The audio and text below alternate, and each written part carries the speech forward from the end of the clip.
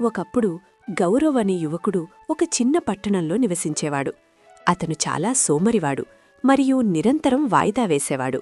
ఇది అతని చదువులో మంచి స్కోరు సాధించకుండా నిరోధించింది. అతని తల్లిదండ్రులు ఎల్లప్పుడూ సమయానికి విలువ ఇవ్వమని చెప్పేవారు. గౌరవ్, నువ్వు ఇప్పుడు వృధా చేస్తున్న సమయం ఎప్పటికీ తిరిగిరాదు. కాని అతను ఎల్లప్పుడూ వారిని పట్టించుకోకుండా, చాలా సమయం మిగిలి ఉంది, నేను తర్వాత చేస్తాను అని అనుకునేవాడు. అతను చదువుకోవడానికి పట్టణానికి వెళ్లాడు. కాని అతని అలవాట్లు మారలేదు. అతను స్నేహితులతో తిరుగుతూ, రీల్స్ స్క్రోల్ చేస్తూ తన రోజులను గడిపాడు. గౌరవ్కి పట్టణంలో చాలా తెలివైన మరియు నిజాయితీపరుడైన ఒక వృద్ధుడు కనిపించాడు. ఒకరోజు గౌరవ్ ఏదో నేర్చుకోవడానికి అతన్ని కలవాలని నిర్ణయించుకున్నాడు. గౌరవ్ ఆ వృద్ధుడి వద్దకు వెళ్లాడు. అతను ఒక చెట్టు కింద కూర్చుని ధ్యానం చేస్తున్నాడు. గౌరవ్ అతన్ని పలకరించి, దయచేసి నాకు సహాయం చెయ్యండి, నేను జీవితంలో విఫలమవుతున్నాను. ప్రతిసారీ నా స్నేహితులు నన్ను అధిగమిస్తారు, కాని నేను ఎల్లప్పుడూ వెనకపడిపోతాను. నేను ఉత్తమంగా ఉండాలనుకుంటున్నాను, నేను దానిని ఎలా చెయ్యగలనో చెప్పు. ఆ వృద్ధుడు ఇలా అన్నాడు, బాబూ, నువ్వు ఎప్పుడూ వాయిదా వేస్తూ సమయానికి విలువ ఇవ్వకపోవడం వల్ల నువ్వు ఇబ్బంది పడుతున్నావు.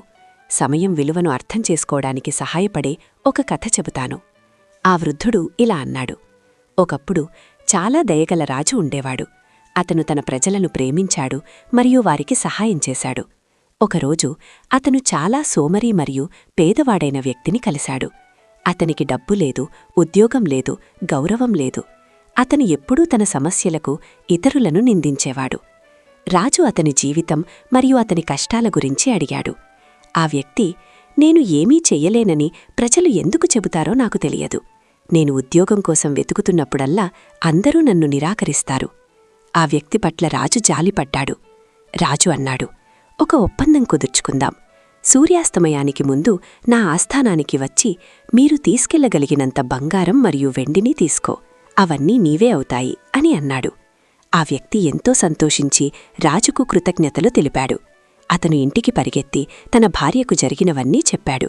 ఆ వ్యక్తి భార్య చాలా సంతోషించి, వెళ్ళి బంగారం వెండి త్వరగా తీసుకురా అని చెప్పింది. ఆ వ్యక్తి, నేను ఇప్పుడు వెళ్లలేను, నాకు ఆకలిగా ఉంది, ముందు నాకు కొంచెం ఆహారం పెట్టు అన్నాడు. అతని భార్య త్వరగా ఆహారం వండి అతనికి వడ్డించింది. ఆ వ్యక్తి తనకు చాలా సమయం ఉందని భావించి నెమ్మదిగా తిన్నాడు. తిన్న తర్వాత నిధిని తీసుకురావాలని అనుకున్నాడు. తిన్న తర్వాత అతనికి నిద్ర వచ్చింది. ఇప్పుడు కొంచెం నిద్రపోవడానికి నిర్ణయించుకున్నాడు. తర్వాత వెళ్తాను, కొద్దిసేపు మాత్రమే నిద్రపోతాను అని అనుకున్నాడు. కాని 2 గంటలు నిద్రపోయాడు. అతను మేల్కొని ఆలస్యమైందని గ్రహించాడు. అతను త్వరగా కొన్ని సంచులను తీసుకొని రాజప్రాంగణం వైపు పరిగెట్టాడు. దారిలో సూర్యుడు ప్రకాశవంతంగా ప్రకాశిస్తున్నాడు. అతనికి వేడిగా అనిపించింది. ఒక చెట్టు కింద కాసేపు విశ్రాంతి తీసుకొని తర్వాత ముందుకు సాగాలని నిర్ణయించుకున్నాడు. చెట్టు కింద గాలి వీస్తోంది. అతను మళ్లీ నిద్రలోకి జారుకున్నాడు. ఈసారి అతను 4 గంటలు నిద్రపోయాడు. అతను మేల్కొన్నప్పుడు దాదాపు సాయంత్రమయిందని మరియు సూర్యుడు అస్తమిస్తున్నాడని అతను చూశాడు. అతను త్వరగా తన సంచిని తీసుకుని రాజప్రాంగణానికి పరిగెత్తాడు. కాని అతను వచ్చేసరికి సూర్యుడు అస్తమించాడు మరియు తలుపులు మూసుకుపోయాయి. ఆ వ్యక్తి చాలా బాధపడ్డాడు.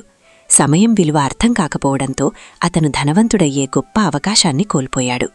వృద్ధుడు కథను ముగించి గౌరవ్ను చూస్తున్నాడు. గౌరవ్ మాటలు దొరకడం లేదు. అతను తన తప్పును గ్రహించాడు. గౌరవ్ ఆ వృద్ధుడికి కృతజ్ఞతలు చెప్పి ఇంటికి తిరిగి వచ్చాడు.